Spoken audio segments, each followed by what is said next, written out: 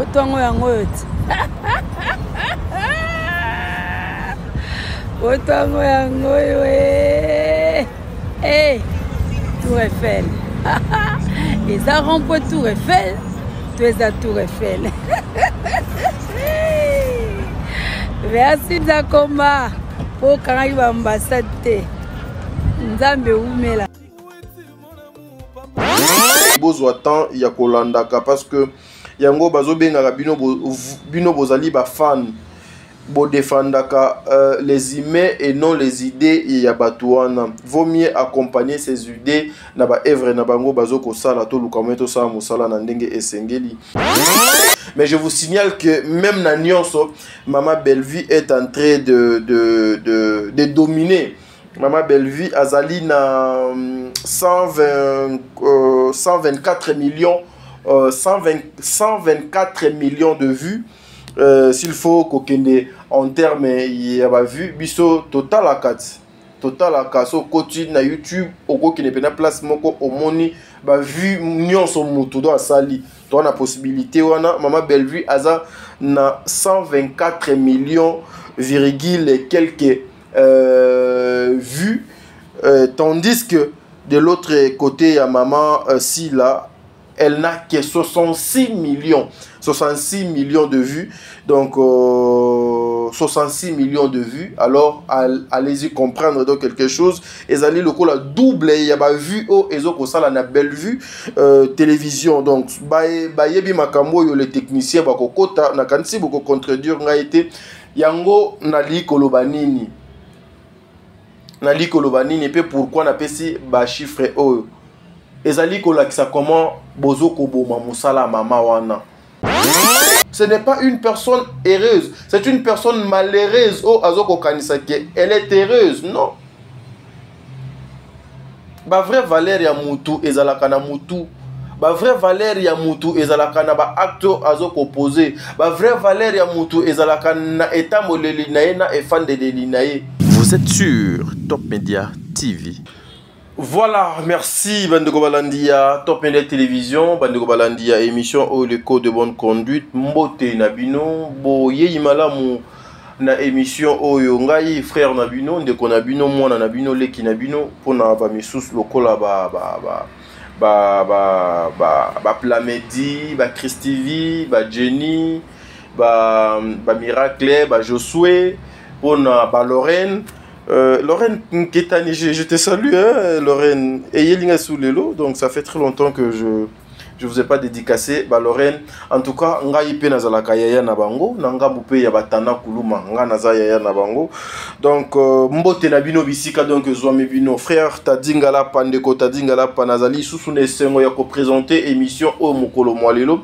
Ya ko sala analyse oyo ensemble avec vous. Alors, cette émission, et vous allez continuité, ya émission au biso to bandaki na yango lobby, na sujet oyo. Nakanisi ezoko sala pasi ezoko sala bosoto ezoko sala malamute en fait na mitu pe na ba vie bato ebele le non respect oyo ezali lisusu te respect ya bakulutu ezali lisusu te respect ya oyo ezalaka réciproque respect ya moninga ezali lisusu te bobangi ezali lisusu te bobangi oyo ezali lisusu te eke wapi pe pona nini bandeko balandi na kansi na attaque nanga. Vous avez compris que là c'était Maman Kalunga oyo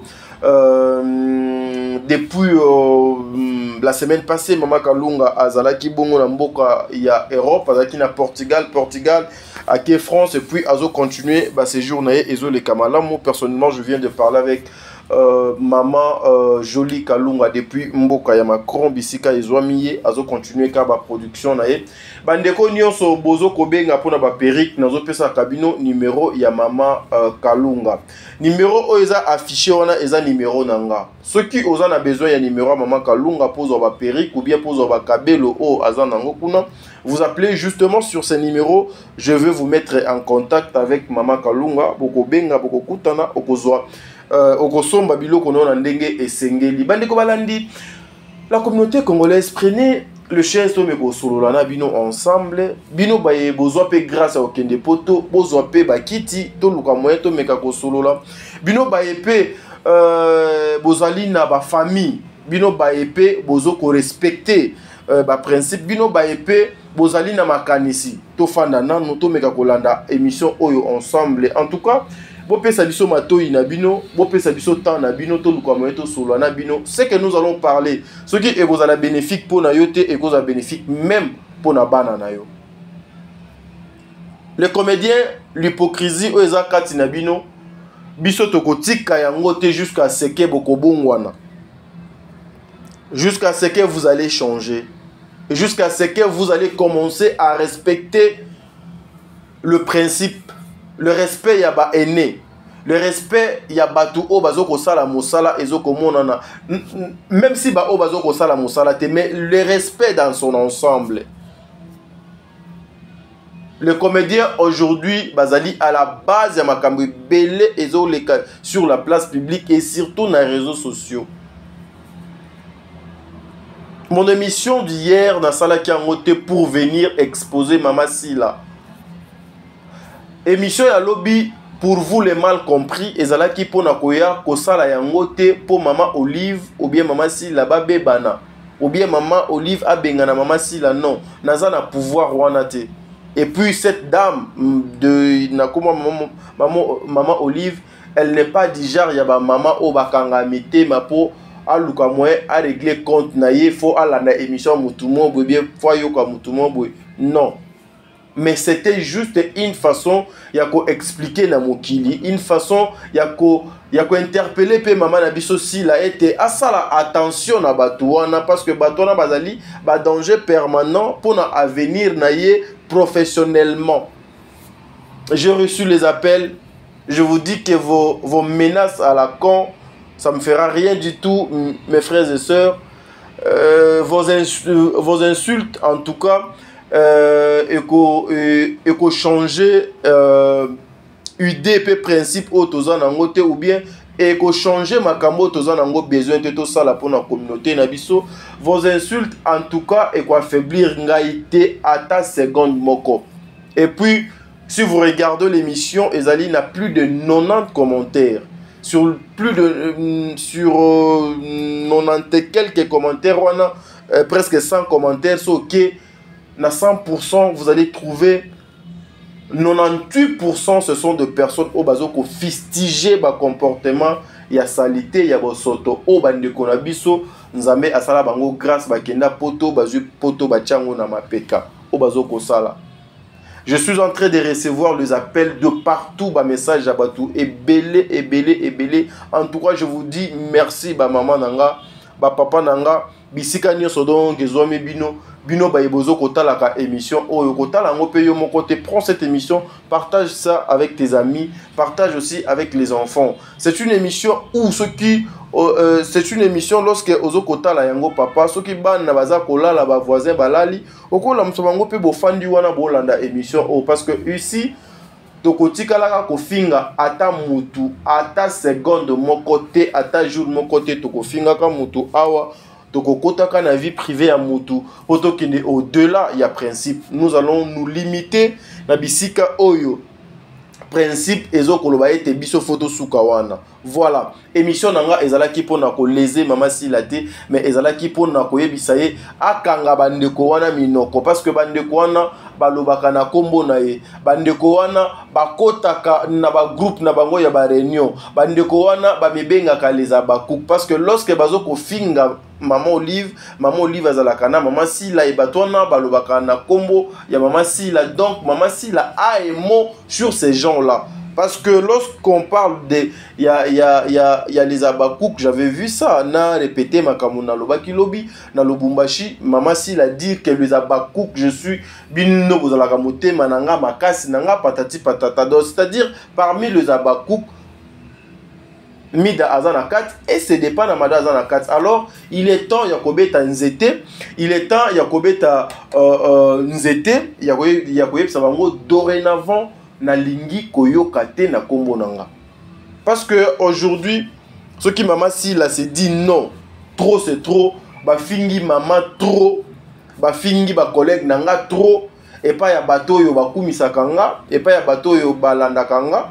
Trop c'est trop, na osala communiquer ou bien na luki même ata 2 ou 3 chaînes na sali face à la presse moko boy une façon ya ko transmettre message na mokili mobimba na laver maboko nanga na laver image nanga bato wana na kanga bango minoko baloba isusu na komo nanga te, ça sera quelque chose de bien.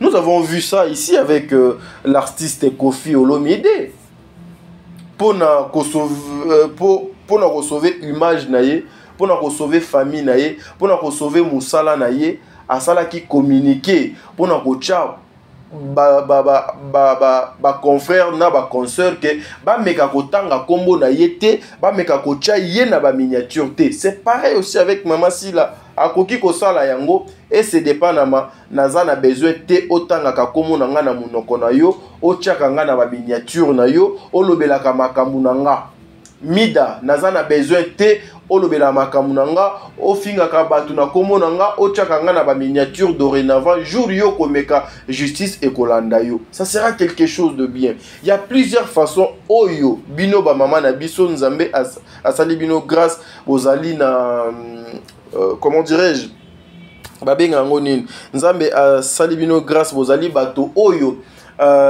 bozali ba leader ya ba opinion. Vous devez toujours chercher na ba moyen nini bokoki ko continuer ya ko garder ki leadership na bino même tout autour na bino bato bazo ko entourer bino. Vous devez regarder bazali na morale nini, bazali na culture nini, bazali na éducation nini, est-ce que eko poser ngai ba problème te lobby eko causer nga torte, est-ce que eko apporter ngai ba ennui te lobby même ata na ba ndeko nanga ona sala kana bango musala moko. Si vous regardez dans les commentaires beaucoup de personnes qui insultent ezali banane, ezali les abambois et les chimbois, ezali kaka batu wana mi baleka nde batu bazala vraiment na gâchette nini bazala kana mo facilité ya kofinga batu. Voilà pourquoi cette émission est juste pour nous rappeler Maman Nabiso Sila. Mais nous avons reçu tellement de messages, nous avons reçu tellement de appels. Vraiment merci Tozali na Esengo Makasi. Ndingo bozo kobe ngabiso ezoko la kisaye te bozo kolanda émission. Oh. Quelqu'un est allé trop loin pour me poser cette question hier. Na bengaenga na plus 32 eza Belgique pour me parler de Maman Sila. A gagné l'anga comme si j'étais son enfant et pour me dire que n'a côté la maman Bellevie, mais Bellevie n'a pas le niveau de Sila. Yaya s'il vous plaît. Bolongolana no ba kombo ya bato yo mi balé, ce sont des personnes bazo ko sala honneur ya musala na bazo ko sala honneur ya culture ya mboka na biso. Aujourd'hui bazo ko pesa bato vie. Aujourd'hui drapeau ya mboka na biso air et qui n'a pas bato mo bazo tala ngo même ata na France, na Paris, na Côte les Camerounais, les Sénégalais, les Maliens air moko air bazo tanga kombo Sila, bazo tanga kombo Bellevie, bazali banani, bazali ba Congolais ezo sala biso lokumu. S'il vous plaît, nous lorsque nous venons comme ça pour na ko sala ba genre ya ba analyse o bandeko ezalaka pour na ko accuser mututé, c'est plutôt pour na ko réveiller bandeko misusu bazali ya kolala. Botika bango nanu. Botika bango, en tout cas botika bango, parce que moi personnellement, je ne viendrai pas ici pour na koya kotia confusion, mais je viendrai rien que pour na koloba kaka vérité. Kaka vérité, un point barre. Et de venir chercher à comparer Maman Sila na Maman Bellevie, en tout cas ngai t'a dit botia ngai na ba jewana te na jar ya babiloko wana te. Vous qui avez l'habitude de les faire, vous continuez comme ça. Ils allaient ndenge na bino, ils allaient marquer na bino. Ata ba lobby bokoti kate, vous continuez mes jours eza. Jour ango okota la likolo, otalise okozala na moto. Yoko telo te. Moi exercice moko ya mémoire la fois dernière. Na sala qui analyse nanga par rapport ka ya ba demande ya bandeko na ndenge ka tozo ko sala ka critique ya mosala yango. Ndenge tozo ko sala ka critique ya makambo yango. Tolobaki ete tomeka kokende tomeka kotala makambo yango pe ezoleka ndenge nini, parce que moi je prends mon temps ya okota na chaîne ya Mama Sila, je prends mon temps ya okota na chaîne ya Mama Bellevue, une façon ya okenda pena ya kotala mosala yango ezokoleka ndenge nini, parce que ngai beaucoup plus etumba na ngai critique nanga ekozala vraiment beaucoup plus nanga mu ya mosala, parce que mosala wana nde ekozala ete bakende liboso, mais bino ba ebo lobaki nanga ete Maman Bellevue Azali n'a plus de 200 000 abonnés dans le lobby, mais en termes de vues Azali n'a pas vu et belete ba vu na Azali na se koleka maman koleka chaîne ya maman Sila Bisalu bandeko balandi bozwa temps ya kolandaka parce que yango bazo benga bino bozali ba fan bo défendaka les humains et non les idées ya batuana. Vaut mieux accompagner ces idées na ba œuvre na bango bazo ko sala to lukameto sa musala na ndenge esengeli ba misusu balobi que non c'est normal maman Sila abandi YouTube après maman Bellevue déjà si abanda bozali na raison ya kolobango bandeko na ngai parce que je sais maman Sila abandi maman Bellevue abandi na chaîne et fongwami c'est une année après de maman Sila pe aye ko sala SB chaîne op et zo ko sala fierté et pas ya bande ko ebele. Mais je vous signale que même na nyonso maman Bellevue est en train de dominer. Maman Bellevue azali na 124 millions 124 millions de vues. S'il faut kokende en termes il a vu biso total à 4 so continue na YouTube oko qui ne peut na place moko omoni ba vu nyonso mutu do asali to na possibilité wana maman Bellevue aza na 124 millions virgule quelques vues tandis que de l'autre côté ya maman Sila elle n'a que 66 millions de vues.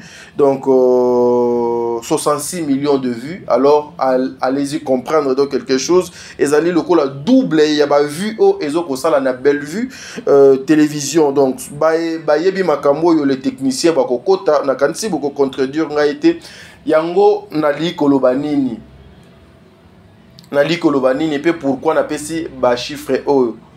Ezali kolakisa comment bozo ko boma musala mama wana. Comment bozo ko luka ko détruire musala ya mama wana pona ko luka juste bama panabino pona ko luka ba moyen de vivre na bino. Bozo ko apporter eloko ata mokote à part ko finge la kaye batu. Alors ce sont des choses que nous devons nous devons ko combattre yango na bino ba eboza na conscience pour combattre yango parce que ce n'est pas bien. Ce n'est pas bien parce que boezali malamote mosala ezo kene malamote yango na pesi longo ni na famille Libota en tout cas famille Libota soki na kina cadeau na lena kina pesa bino cadeau bolo baka mingi te bofinga ka mingi te mais boza toujours présente na musala maman na bino bozo ko accompagner ye et tout ça fait quelque chose de bien famille Libota bo continuer bongo en tout cas et ko pesa bande ko ebele leçon le monde qui a respect na milieu le monde qui a principe bande konanga ezali eloko yo ebomaka erata batu makambo ebele ebomaka erataka batu makambu ebele.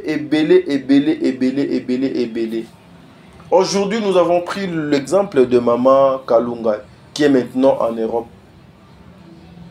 Nani aseka maman Kalunga te, même Bamida, bafinga maman Kalunga out. Bafinga maman Kalunga. Pourquoi aujourd'hui le voyage de maman Kalunga est cause à la sujet ya moquerie? Ya koluka kofinga bandeko oyo misusu bazali na Congo wa batikalia. Qui vous a dit que lorsque vous arrivez en Europe, en Amérique ou en Océanie, nde aux unions ya mokili? Il y a des personnes au pays bazana ba Amérique ou en bazana ba Europe, bazali des personnes malheureuses, basées belé. Preuve. Ba mida baza ba personnes malheureuses. Ba et c'est dépendamment, ce sont des personnes malheureuses. Parce que une personne oyo azali heureuse sur le plan moral, une personne oyo azali heureuse na bandenge nyonso akoki jamais ko banda ko ya ko passer temps na nyonso na YouTube pour commencer à insulter les gens, pour commencer à exposer ba vie privée ya bandeko na bango, pour commencer ya koluka ko panza ba famille, pour commencer ya koluka ko panza ba ami, pour commencer ya koluka ko ya ko cha ba confusion entre batu. Non, Ce n'est pas une personne heureuse. C'est une personne malheureuse. Oh, azoko kanisake. Elle est heureuse. Non. Ba vraie valeur ya mutu ezalaka na mutu. Ba vraie valeur ya mutu ezalaka na ba acte azoko posé. Ba vraie valeur ya mutu ezalaka na etamoleli na ye na efandeli na ye. Et non il faut respecter la personne ou bien il faut repérer sa mutu valeur lorsque amati avion a wananjili ake poto wanande akomi mutu. Nous qui vivons donc en Afrique toza banyama. Non. Non. Pourquoi souvent lorsque les gens arrivent na poto babo sonaka place ba uta ke biso nyonso to bano melaka mayo ya sachet na mayo ya milangi bazo tekelaka biso. Pourquoi bino baye boke poto sans objectif bolukaka koya kofingisa ba mama na ba papa yo bakenda poto avec des objectifs o bazo kosunga ba famille na bango bazo kosunga na ba orphelin bazo kosunga na ba lokola biso batadinga la pa bazo kosunga ba tu belé. Pourquoi? Manque à faire, ce sont des envoyés à ba diable. Moi j'ai appris que ebele bakoka même attaque obima libanda te. Bah c'est des gizaka pour abima libanda. Moi j'ai appris ça. Jeu de personnes qui m'ont appelé pour me dire ça. Vinini o bozo komene. Bozo komene vinini mes frères et sœurs. Oyekaka ozu obatami na sima caméra obani ko fingo fingiti. Osilisi oke kolala lobby po bima fo c'est des gizo tche biloko mo po ba reconnaître teke wane zali kingandi vini. Et puis on vous appelle aussi moisi. Bozo ko fingisa basi. Bozo ko fingisa basi, bozo ko silisa valeur et pas moisi. Dignita moisi et zoko kende nango kaka boy. Le bon Dieu va commencer à vous frapper moko. Avant binobo kufa bato nyonso bozo sekanzambe abano sala bango grâce une façon ya kolaksa bino ke bino bozali na fongola ya ba ambassade te bozali na ba fongola ya ba aéroport te bozali na droit ya kobandaka kocholaka bande kona bino te onano balongo ya Afrique te ba Europe. Et puis l'Europe ezali fin du monde te. Je vis quelqu'un qui m'a écrit poto et sili valeur hein? Batu ya maboke bakumo ya poto bakoni fuati bakumo ya poto pena de sili valeur. Donc selon vous batu ya maboke bazalaka batu te baza batu poto ezalaka na catégorie ya batu te que non catégorie ya batu boye il faut ba kenaka poto catégorie ya batu boye do bako kende poto te non bazali batu. À part au nyonso ba bêtise bazo kolatsa bango tout autour na bango mais basala ka mosala moko noble bazali ba éducateur ya masse bazali bato yo ba koki ko komema changement na mboka na biso ba kotisi pedo mbongo ebele esungi pedo nation mais y a pas si ezalaka kaka parce que ebele ba yebi nano objectif ya musala o basala kate parce que belé ba yebi objectif ya musala o basala kate. Trop c'est trop mes frères. Cette petite vidéo c'était juste pour na luka moyena et na expliquer na bande konanga le mal compris comme je l'habitude ya obenga bango le mal compris. Pour expliquer bango que vidéo na sala ki lobby ezala ki une façon ya ko exposer Mama Sila parce que moi personnellement je n'ai pas de problème avec Mama Sila. Non, tikala pe ko zo problème na yi ata seconde mon côté. Mais c'est juste une façon ya ko yebisa ye que asala attention na bato do zala kana bango. Nous allons continuer toujours ya osala mosala oyo. Nous allons rester na principe na nzela. Nous allons respecter ba droit na bino biso tokotika la kana ba devoir otozana. Maman, papa, boyebi kende kwana mwasi afinga kabatu. Boyebi kende kwana ya mobali afinga kabatu. Mais à chaque fois, lorsque ndekwana ya mobali afinga kabatan, ndekwana mwasi do afinga kabatu. Ce qui a fongoli live nae, bokenda kabino nyonso kuna. Est-ce que bomoni te que bozo ko participer, bozo contribuer, bozo ko pesa lisusu mafinga makolo? Parce que maman, batu o bafinga kabatu wana bino baye bozalaka na sima na bango. Jour kaka yona ye boko beba na même ata po na 1 seconde. Akobalukela yo akofinga yo peka ndenge ka bazo finga batu. Parce que aujourd'hui les gens, les Congolais bana facilité ya koya boebu aye na yeboe alali alamuki aye na yeboe a fondé histoire moko boe a monter donc eloko mo boe a sali donc eloko mo boe aye pe na miso batu a pesa ngo makolo ezupe sens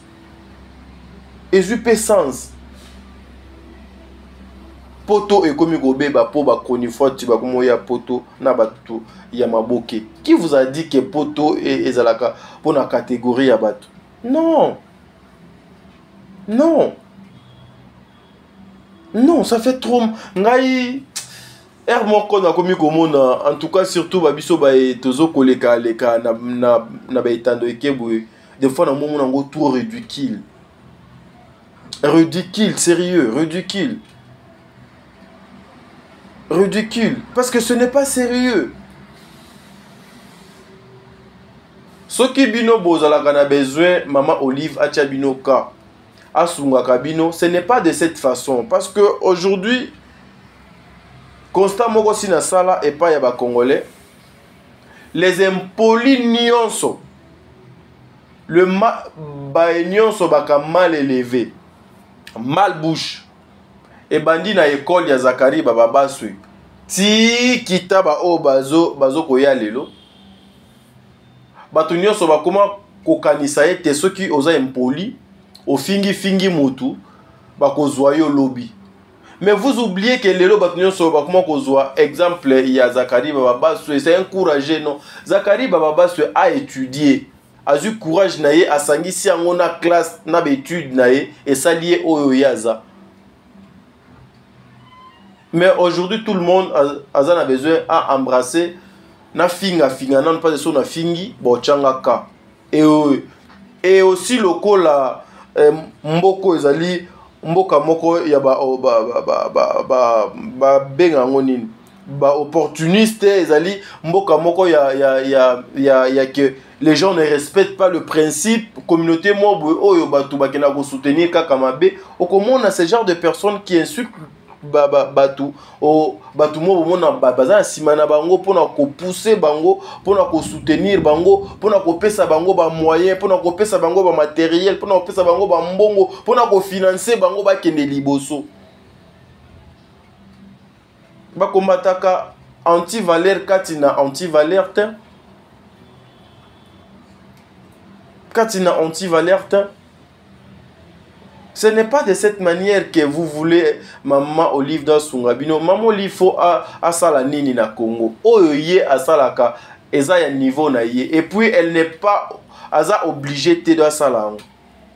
Pourquoi et comme le support mobe pour na batu pour na luka kokota kananzela na pour chercher à toucher na ba personnalité ya ba maman na ba papa batu na bana batu. Eza kindoki, eza bouloji. Eza kindoki. Bino bokanta kindoki, il faut kaka donc kobota ma papu do bando pumbwati okei, non. Non. Baye bakanzete na bambuma na ye. Donc tozo koyeba bino na misala na bino obozo ko sala te et ezali misala ya mabe ya bondoki. Ce n'est pas sérieux ça, ce n'est pas sérieux. Ce n'est pas sérieux, ce n'est pas juste. Où allons-nous? Où allons-nous? Le respect est à l'issouté. Vous allez venir comme ça à la télé, au batamina si ma caméra, au baino finga batuna degré impossible. Il y a quelqu'un qui m'a appelé, si c'est 2 ou 3 personnes. Balobi que t'as dit yoku toza na leçon et opé sa bisoté. Non, ici on a zo opé sa mutu leçon te. Nazo opesa nanga mutu do leçon te. Ozana leçon et opé sa bisoté parce que toi tu restes avec Saratola. Saratola doit finga abat. Yo Saratola doit finga déjà de combien de fois? Combien de fois? Bozalaka mal à la tête. Des fois, ba intention na bino do ezalaka ya mabe. Des fois, vous comprenez pe makambu mabe. La vie est au singulier. La vie de Sarah ezali vie nangate. Quelle est cette personne à cause de la vidéo lelo? À la vidéo moko. Oyo nga na fani na plateau nanga na madame Sarah l'américaine bisika des oami tozo finga mutu na plateau exact. Il y a quelqu'un qui m'a dit, t'as dit yo au défendaka ba maman comment na plateau na yo do fandaka Sarah azo finga maman Karine Mukonzi azo finga papa ya Karine Mukonzi. S'il vous plaît, ne me mêlez pas dans ce genre de choses. Bochanga na kati ya makambo wana te, ce sont de bêtises. Bo confondre pe makambo te. Parce que en aucun jour Sarah fana na plateau nanga azo finga maman Karine ni papa ya Karine. Non, en aucun jour. En aucun jour. En aucun jour. Pe akotika la ko sala yango te. Ceux qui azana besoin à sala yango ake na page na ya sali azana page de l'équipe chaîne nanga azana chaîne de l'équipe chaîne nanga. Ok, aujourd'hui Sarah azali modèle pour na batu ebele, exemple pour na batu ebele. Bolukaka koya kobatama kana sima ya eloko moko boye te boye kobatama pona koluka kosala de lomo boye. Non, ce n'est pas bien bandeko nanga. Moi je me demande bandeko yo babaleka na télévision pour commencer à insulter bandeko na bango, parler à mal ya bandeko na bango. Okomona bango pe bazana bana. Siko na tuna ka bana wana babotaka bango na banzete to na bamibali. Soki babotaka bana wana na bamibali pena. Siko basalaka makambo nyonso bamibali na bango bazalaka wapi? Bamibali na bango bazalaka wapi? Ba role na bango ezalaka nini pa ya basi wana? Aujourd'hui, Maman Top qu'on insulte là, à son âge, elle a des enfants, oyo, à Kolisia, Tangisi, Mikolo, responsable. Une maman, oyo, à Bundaka, nuit et jour pour ses enfants. Et Moutouma, oyo, il y a ni via Maman Top, ni de près, ni de loin. Azoya Koko Sabino, na live ke, Maman Top, moi nanaye ya suka deux akadada. Zwa niveau. Pendant que Dada c'est la toute première fille à Maman Top. Moi na paye à Maman Top ya Diboso. Dada derrière elle a 5 leki. 5.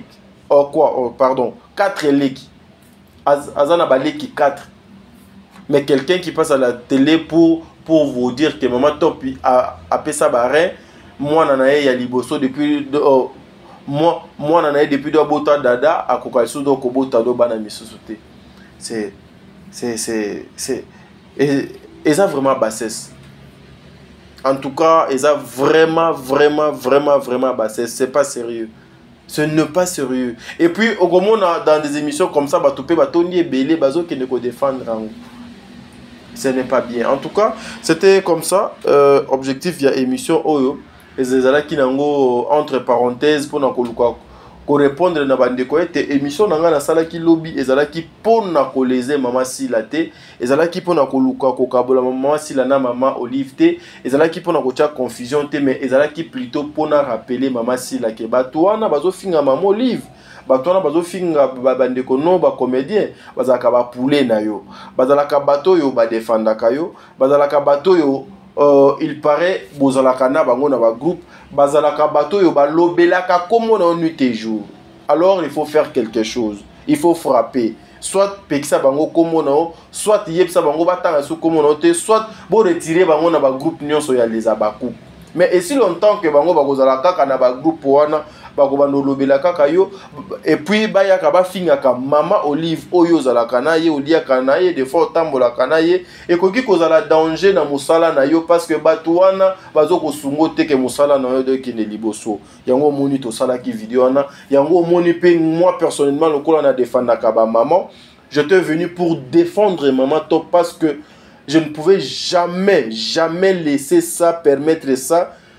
Mutumoko qui n'a pas un niveau, il y a Maman Top, même niveau, il y a Bana, il y a Maman Top, passer à la télé pour nous luka vu naie, pour nous luka lipa naie, pour nous luka bayoka ya lobby, pour nous ça la plaisir na quand moko boy na batumo boy commencer à insulter Maman Top. En tout cas, je ne pouvais pas permettre ça. Ata ezalaka Maman Top te, ata ezalaka Maman Moussous. J'allais prendre ma caméra, ba micro nanga, ba technicien nanga, to yé to sali musala, to frapper, to fistiger babilo kwana, et puis to le 15 là. Ce n'est pas bien. Le lendemain appartient à Jésus-Christ. Lobby kolekalelo, lobby kolekalelo nengeni une photo sala makambo yamala molelo. Vous avez des enfants makambo bozo sala, pensez aussi à vos enfants.